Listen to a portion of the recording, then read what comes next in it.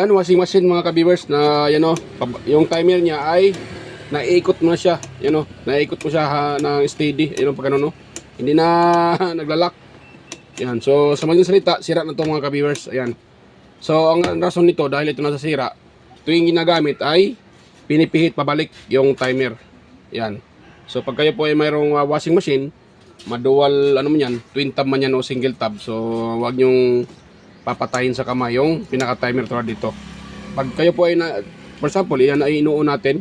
So hayaan nyo lang na yan po ay babalik sa zero. Huwag nyo siyang pilitin na ito ay ibalik dahil masisira po talaga nito. So yan, magpapalit tayo niyan mga ka-viewers sa timer na yan. At yung ipalit ko dyan ay ito, sikanhan lang mga ka-viewers. Pero ito ay buo pa. Kahit sikanan ito po ay buo pa mga ka-viewers. Yan, nagana pa ito.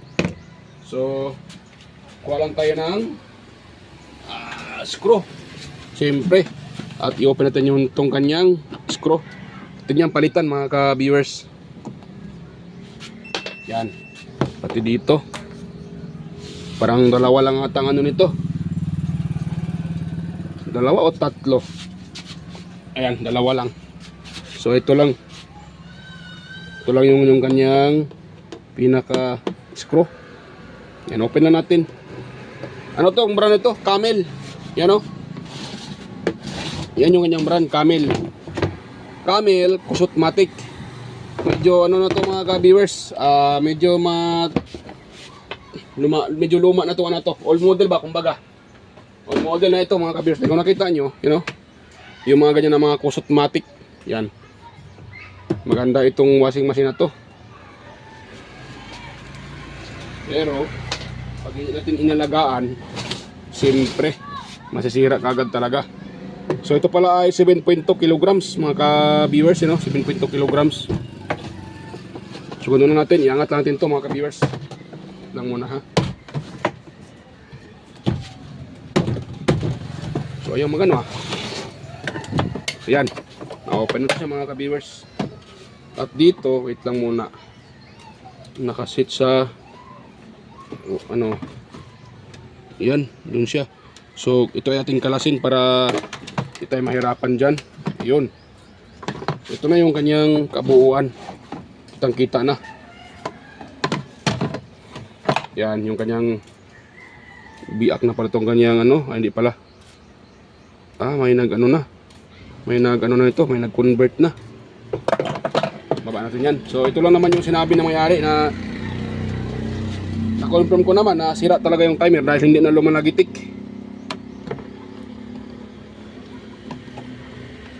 Ito ay 3 wires lang. Yun.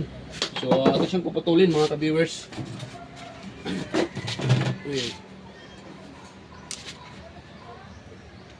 Yan. So puputulin natin siya dito.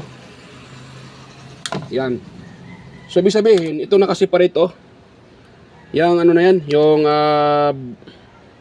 brown. Yan. Yan po yung kanyang common. Itong dalawa, gray at saka yellow.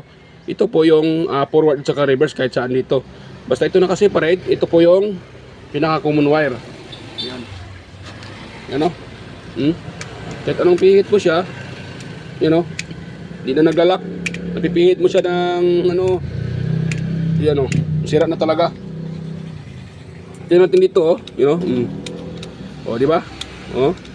Hindi na naglalak mga ka-viewers.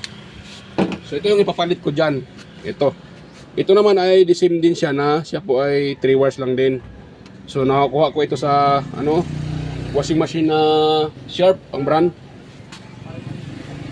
So itong kanyang arm ay igano natin, you know. Igano natin siya. Huwag natin itiklop dahil pag ito nakatiklop, madali siyang mag-reverse. Para matagal mag-reverse, igano natin siya, i-open natin yung kanyang arm. Yan. So paano ba ito mga ka-viewers? Wait lang mga ka-viewers. Yung kanyang plastada.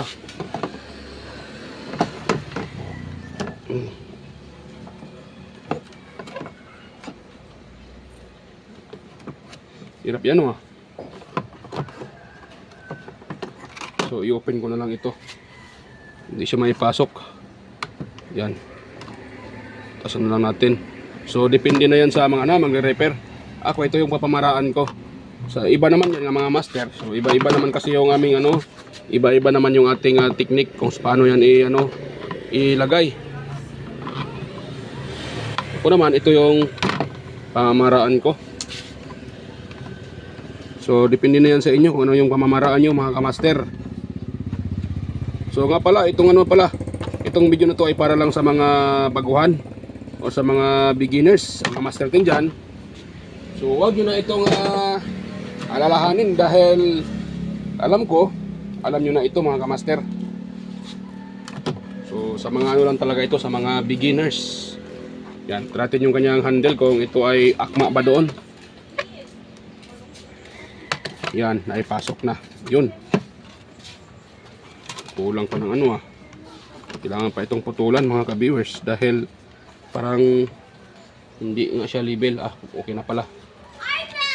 Level na pala siya. So, try natin siyang pilitin hihitin. So, ganoon dito, try natin siyang ilagay kung ito ay tama na ba. Hindi siya ka ayun. Pwede lang pala, mga ka-viewers. So pwede na siya. So ito lang yung mabawasan natin konti. Ito dahil tumatama siya.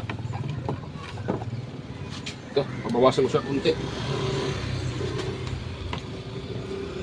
Ito ay aking babawasan. Yun. Yan, bawas na.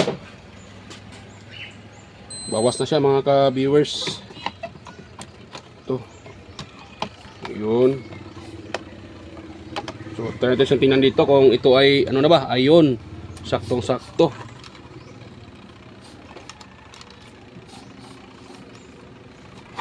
Yun. So, saktong-sakto na, mga ka-viewers. Pero parang i-open ko na lang siguro to dahil parang hirap may pasok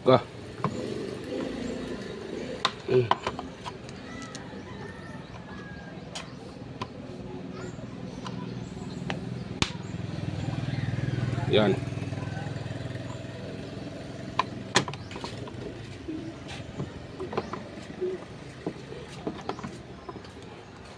Yan. So ganun natin, huwag natin itong putulin. Ganun lang natin siya. Yan, ganun. Tapos natin ilagay uli. So yun.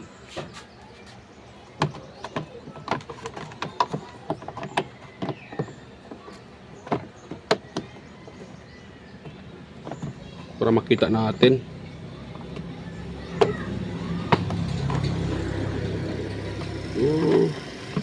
Siya kaya pala yan pa ito. So ibaba ko ito para hindi siya itutulak pataas. Babawasan ko siya, mga ka-viewers.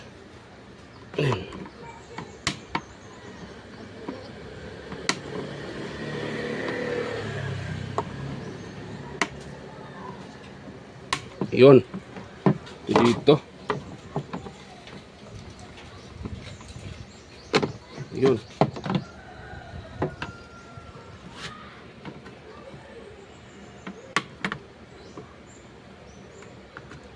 Wala pa. Yun.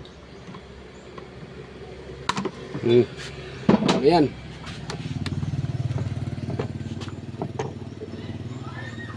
Saan na ba yun? Ito. Ayun. Okay na siya.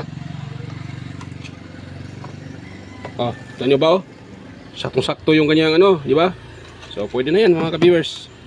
Tapos ito i-scroll lang natin. Wala tayo ng scroll. Ingay ng motor So yan.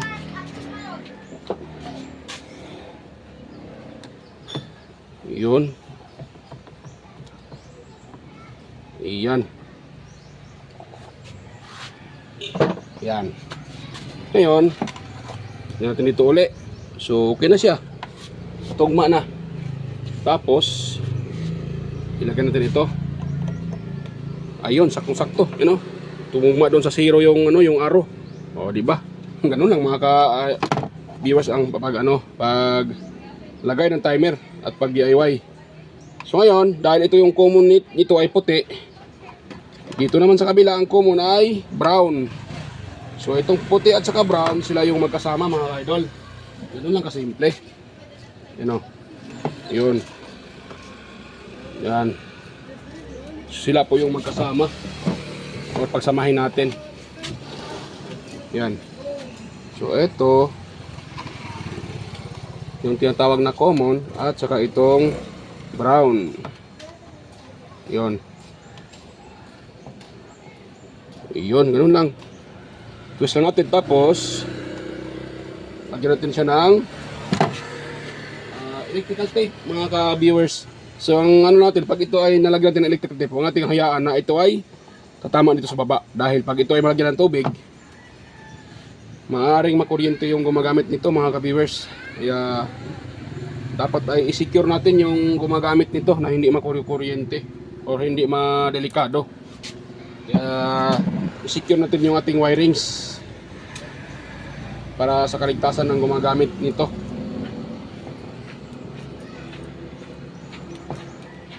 Yun, so atin lang siyang lagyan ng electrical tape ng maigi para hindi ito mag-ground. Yun. Yun. Tapos ganun. So itong dalawa, kahit saan dito mga ka-viewers, kahit saan dito yung reverse, forward, kahit saan pwede lang. O kumbaga sa madaling salita, baliktaran. Walang problema, baliktaran yan mga ka-viewers. So atin lang siyang balatan. Yan.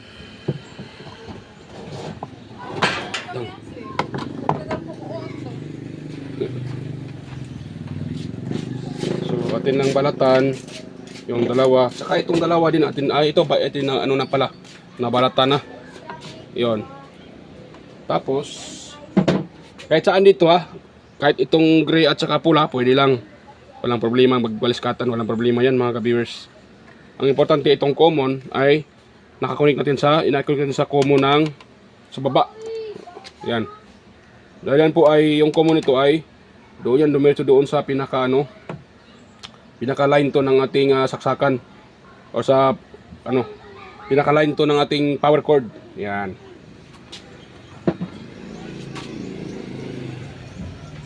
Yun.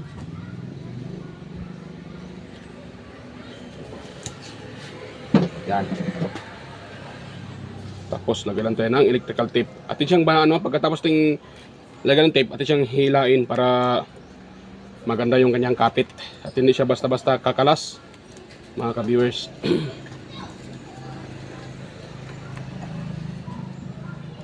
Yan.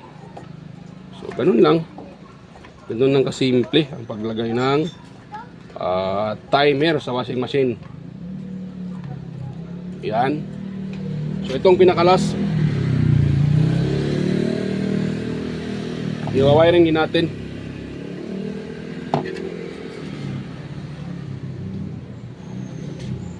Tapos electrical tape.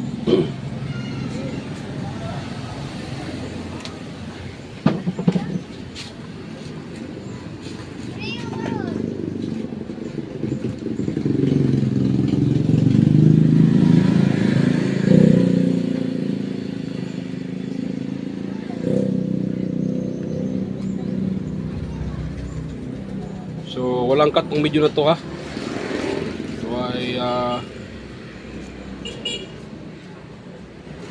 naka-focus at walang cut.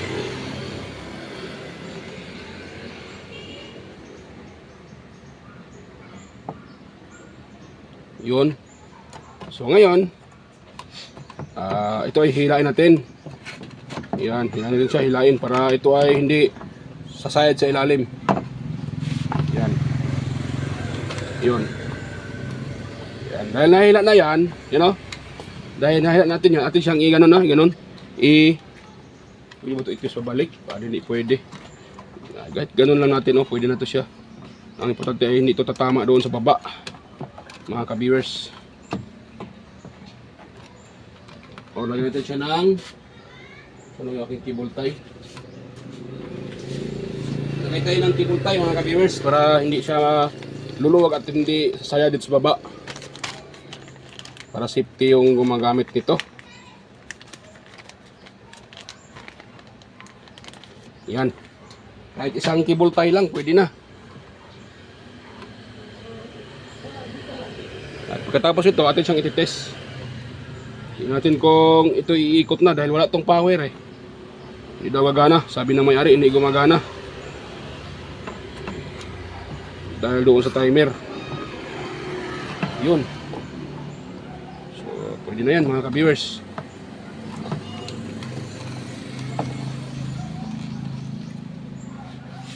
Yan. Tapos, paputol natin yung sobrang cable tie. Yun. Yan. So, sira natin. Pero bago natin ito isalpak sa outlet, siyempre, ititest muna natin sa ating tester kung ito ay okay ba. Tama ba ating connection?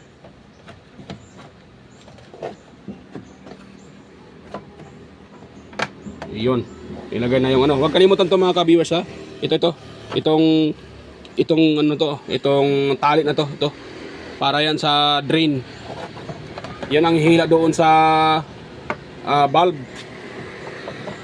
Para mag-open, para lalabas yung tubig. Yan, siya po yung hihila. Kaya huwag niyong kalimutang isauli. Baka makalimutan niyo sa uli yan. Yun. Yun. Ayun. Goods na. So mamaya ko na ito i-screw. Kuha muna ko ng tester. At try natin siyang i-test kung ito ay mayroon siyang continuity pag ating pinipihit. So, ito yung kanyang power cord. Yan.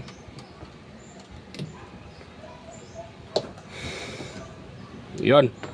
So on ko na ng tester para makita natin. Yun. So ito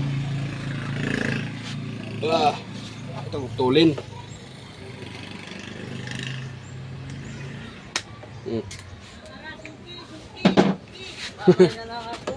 So na, kuan? Parcel. Ayun o. Yan daw. So pipitin natin to. Ayun. Mayroon siyang continuity. O mayroong ohms value na lumalabas.